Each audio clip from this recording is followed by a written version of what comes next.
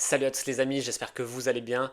Aujourd'hui on se retrouve pour les pronos de notre dernier événement de l'année 2024 avec ce classico entre un Parisien et un Marseillais au KSW 101 entre Saladin Parnasse et Wilson Varela pour le titre des moins de 70 kg lightweight du KSW.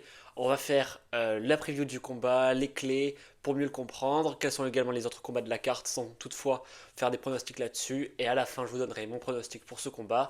C'est parti, vous connaissez la chanson maintenant, générique. I'd like to take this chance to apologize to absolutely nobody. I would fight you. I would kill you.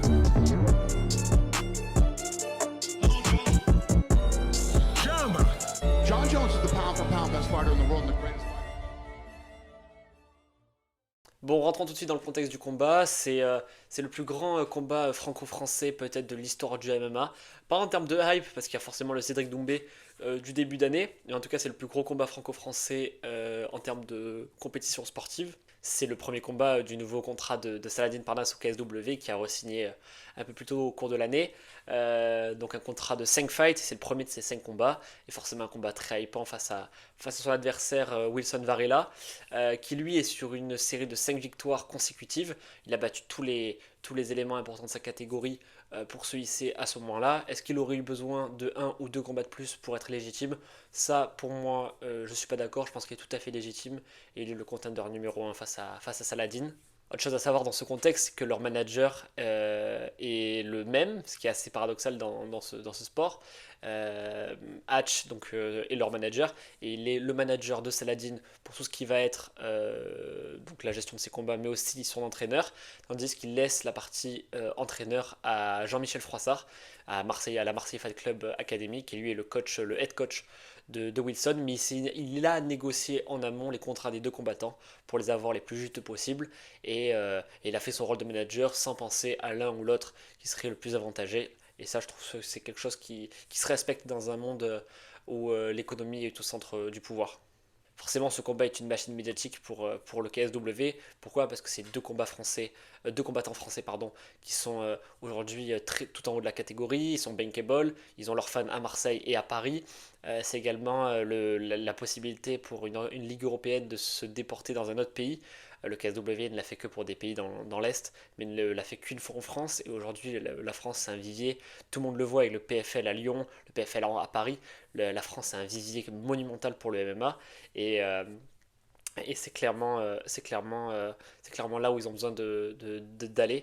C'est une évidence. Euh, Ils ont joué totalement sur le côté Paris-Marseille en les faisant faire un face-to-face dans la cage au KSW 100, il me semble. Oui, c'est le 100, donc le dernier, c'est le centième.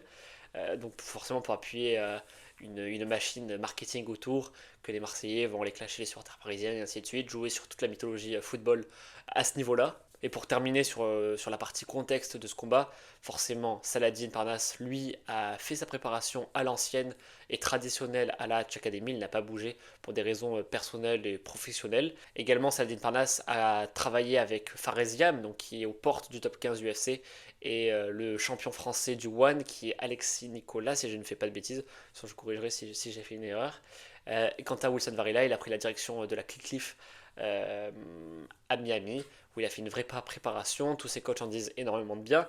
Et on va voir ce que ça donne, parce que si des coachs de la Cliff, où il a pu se confronter à des Shafkat, avec des Nassourdine, avec tout le gratin de ce que propose cette académie à Miami, bah, c'est qu'il doit avoir un très très haut niveau et qu'il a dû énormément progresser. Et on a hâte de voir ça forcément dans la cage. Bon, tout d'abord, une des clés majeures à comprendre de ce combat, c'est que Parnasse, lui, il est habitué à ce genre de confrontation, que ce soit en quête d'un titre ou en défense de ceinture. Il a réalisé, je vais voir, il a fait 8 combats, que ce soit pour un titre intérimaire, un combat de défense, un combat pour aller chercher une ceinture des 70, des défenses, un combat pour aller même chercher la ceinture des 77. Donc il a amassé une certaine expérience que n'a pas Wilson Varela actuellement. Les deux combattants se connaissent énormément aussi, c'est quelque chose à prendre en compte. Ils ont déjà fait des sparring ensemble, ils ont travaillé. Là, chaque académie est venue à Marseille. Marseille s'est déplacé à Paris, donc ils ont tourné, ils se connaissent. La plupart du temps, apparemment, Saladin remportait les rounds, mais apparemment, au dernier sparring qu'ils ont fait, c'est Wilson Varela qui a pris l'avantage. Il lui a même fait quelques pics assez, assez soft en expliquant cela, que Saladin a dit que c'était que de l'entraînement. On va voir ce que ça va donner. Mais il y a déjà un premier antécédent qui s'est créé et peut-être que mentalement ça peut jouer sur ce combat. Entre 25 000 et 30 000 places, ça va être une arena la plus grande louée pour un événement de MMA. En plus, ce qui va être intéressant, c'est de voir à qui le public et à qui. Est-ce que ça va être pour le Titi parisien, parce que l'événement se passe à Paris, ou alors pour le Minot marseillais, ce que j'en doute, puisqu'il y a un énorme problème, c'est que l'événement se passe un vendredi soir et que c'est très compliqué pour les provinciaux et les gens venant de Marseille, de Nice, de Montpellier, de se rendre à l'événement pour soutenir Wilson, parce que les horaires de train ou d'avion ne sont pas compatibles avec leurs horaires de travail. Je pense que là où on peut voir des avantages de Saladin Parnasse, ça va être forcément son expérience en MMA. Il a un cardio, il a une assimilation des techniques du propre aux arts martiaux mixtes qui est quasiment inné. Il fait ça depuis qu'il a 12-13 ans, en passant par le pancras et j'en passe. Tandis que Wilson Varela est assez récent dans ce sport. Il n'a peut-être pas forcément toute l'intelligence physique et technique de la coordination des mouvements afin de réaliser les gestes auxquels Parnasse est peut-être lui plus habitué. Je pense aussi que le cardio de Saladin Parnasse est bien supérieur à celui de Wilson Varela. Il est aussi très reconnu dans le circuit. Il a un cardio inépuisable, Saladin, et il peut tenir les rondes et les rondes et les rondes. Donc ça va être très intéressant. Tandis que les avantages, lui, qu'a Wilson Varela, ça va plus se jouer peut-être au niveau du kickboxing, du pied-point. Forcément, il est fort dans ce domaine. Je pense même également qu'il a un KO power un peu plus important que Saladin. Je pense qu'il tape un peu plus fort que lui et qu'il a plus de facilité à mettre un KO. Et on sait que Saladin, il a un menton un peu perméable sur certains moments. Il avait été mis KO par un no-name, dopé, mais un no-name. Donc ça va être intéressant à voir. Et je pense qu'il a aussi un peu l'ascendant physiquement. Il tourne autour des 80 kg hors combat, Wilson Varela, tandis que Saladin, lui, est plus à 75. Mais il a l'expérience d'avoir déjà combattu Bartos en 77. Et est-ce que ça peut est-ce que ça peut être un équivalent? Bonne question. Mais je pense qu'actuellement, dans la forme physique et la shape et la détermination, enfin la condition physique, pardon, je pense que Wilson est légèrement en avance sur Saladin. Pour moi, la clé du combat, incontestablement, ça va être dans la gestion des mouvements au sol. Est-ce que je pense que le combat, ils vont annuler chacun leur capacité debout. Parnasse va vouloir forcément aller jouer sur le sol. Est-ce que Varela aura le répondant qu'à Parnasse dans cet univers-là? On sait que Varela a un passé en sambo et ça va forcément l'aider lors de ce combat. Donc on va pouvoir voir aussi ce qu'il démontre à ce niveau-là face à un champion de ce niveau. Donc pour moi, le combat va se passer majoritairement au sol. On va avoir un super combat d'annulation des compétences adverses. Ça va pas être forcément être un combat moche, mais ça peut être un combat pourri. Hein. J'en disconviens pas, mais je pense que ça va être un combat où ils vont essayer de s'annuler. Et ça va énormément travailler au sol, faire du catch control, etc. Il va y avoir peut-être des moments de latence, mais ça va être très technique et très stratégique. Enfin, si on parle des conséquences du combat, pour Wilson Varela, je pense que lui n'a rien à perdre. S'il gagne, il est sur le toit de Marseille et sur le toit de l'Europe. Il va devenir une vraie star et il va avoir une vraie possibilité de rebondir après, que ce soit au PFL ou au Dana White Contenders, avec une possibilité peut-être de rentrer à l'UFC par la grande porte, en battant forcément le champion incontesté du KSW de la plus grande ligue européenne. Et s'il perd, je pense qu'il aura l'occasion d'avoir sa revanche face à la Saladin Parnasse, peut-être pour un KSW Marseille. Je pense que c'est d'ailleurs un des combats à faire dans ce contrat de 5 combats pour Saladin Parnasse, avec celui que je vous avais parlé pour la revanche de Bartos. Je pense que c'est les combats qui sont le plus intéressants. Et quand bien même il perdrait un combat après pour une revanche ou qu'il perdrait un autre combat, je pense qu'il y aura toujours la solution Jérôme pour eux avec Hexagon MMA, qui serait très heureux de le réaccueillir et pour le faire repartir sur une victoire et pourquoi pas retourner après derrière au KSW. Quant à Saladin Parnasse, s'il perd, je pense que ce sera un petit peu plus problématique. Ce serait une défaite qui ferait tâche sur son bilan. Ce serait 2 défaites sur ses 3 derniers combats avec l'affrontement contre Bartos.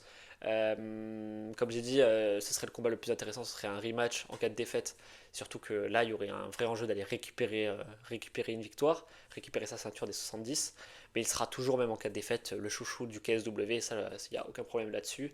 Il y aura peut-être une petite décote au niveau de l'UMH de l'UFC qui se dirait que il est peut-être pas si indiscutable que ça. Et cette notion de conserver cette aura auprès de l'UFC, c'est très important. Après, il y aura d'autres solutions. Il y aura donc forcément une revanche à faire. Il y aurait la défense des featherweight à réaliser, puisqu'il a un champion intérimaire dans la catégorie. Donc il y aurait plein d'autres combats à faire. Ce serait un petit coup d'arrêt, mais je pense que ce serait un petit coup d'arrêt, mais il y aurait énormément de solutions pour se remettre de cela et repartir sur un bon pied. Avant de donner mon pronostic pour ce combat, on va faire un petit récap des autres combats de la soirée. Donc il y a forcément le combat de Romain Desbiènes face à Michael Lebou, donc un choc de génération entre un jeune venu puissant avec peut-être un manque de fight IQ face à Michael Lebou. Donc là ça va être super intéressant de voir ce que ça va donner. Les deux sont un peu chopés sur les réseaux sociaux. C'est un combat franco-français qui va attirer des spectateurs. Et moi je vois la puissance de Romain Desbiènes et la jeunesse l'emporter sur Michael Lebou. Ça va être un combat super intéressant. Ensuite, on a le retour après sa défaite de Laïd Zerouni, qui est dans mon club à la bonne école et que je souhaite remporter le combat. Je pense qu'il va gagner par KO. J'en fais une certitude et je pourrais le pronostiquer là tout de suite maintenant. Et on aura aussi le retour en forme de Khamzat Jambiev, qui reste lui sur 3 combats annulés, une défaite et une soumission sur ses 6 derniers combats. Et une seule victoire sur ses 5 derniers combats. Donc lui, ça va être un vrai objectif de se remettre en selle.